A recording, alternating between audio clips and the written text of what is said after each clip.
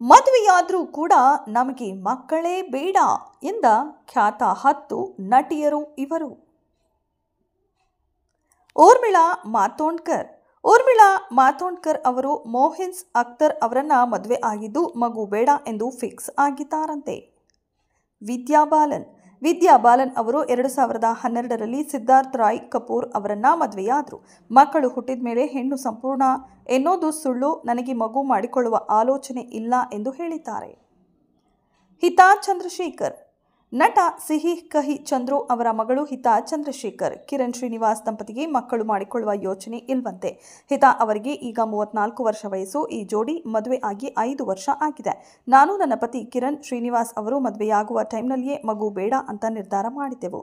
ಈ ಪ್ರಪಂಚದಲ್ಲಿ ಏನೇನೋ ನಡೆಯುತ್ತಿದೆ, ಈ ಪ್ರಪಂಚಕ್ಕೆ ಇನ್ನೊಂದು ಮಗು ತರಬೇಕೇ, ಅದರ ಬದಲು ನಾನು 4 ನಾಯಿ ಮರಿ ಸಾಕುವೆ ಎಂದು ಹಿತಾ ಚಂದ್ರಶೇಖರ್ ಅವರು ಹೇಳಿಕೊಂಡಿದ್ದಾರೆ.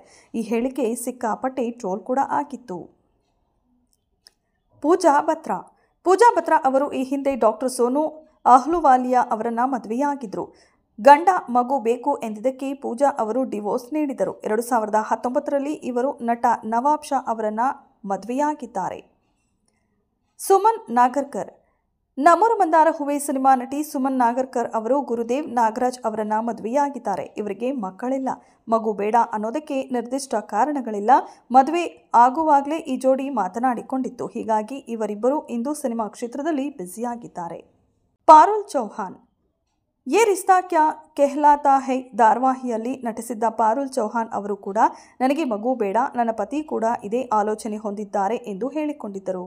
ಶಬಾನಾ ಆಜ್ಮಿ ಜಾವೇದ್ ಅಖ್ತರ್ ಹಾಗೂ ಶಬಾನಾ ಆಜ್ಮಿ ಅವರು ಮಗು ಬೇಡ ಎಂದು ಫಿಕ್ಸ್ ಆಗಿದ್ದಾರೆ. ಜಾವೇದ್ ಅವರಿಗೆ ಇದಕ್ಕೂ ಮೊದಲು ಮದುವೆ ಆಗಿದ್ದು ಇಬ್ಬರು ಹೆಣ್ಣು ಮಕ್ಕಳಿದ್ದಾರೆ.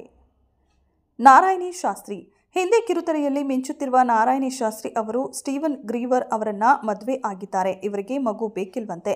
ನನಗೆ ಕೆಲಸ ಮುಖ್ಯ, ಇದನ್ನೇ ನಾನು ಹಾಗೂ ನನ್ನ ಗಂಡ ಮಾತನಾಡಿಕೊಂಡಿದ್ದೇವೆ ಎಂದು ಅವರು ಹೇಳಿಕೊಂಡಿದ್ದರು. ಇನ್ನು ನಟಿ ರೇಖಾ, ಸಿತಾರಾ, ಟಬು ಹೀಗೆ ಸಾಕಷ್ಟು ನಟಿಯರು ಮದುವೆ ಆಗಿಲ್ಲ. ಇನ್ನು ಕೆಲ ಹಿಂದಿ ನಟಿಯರು ಮದುವೆ ಆದರೂ ಮಗು ಬೇಡ ಎನ್ನುವ ಸಿದ್ಧಾಂತ ಹೊಂದಿದ್ದಾರೆ.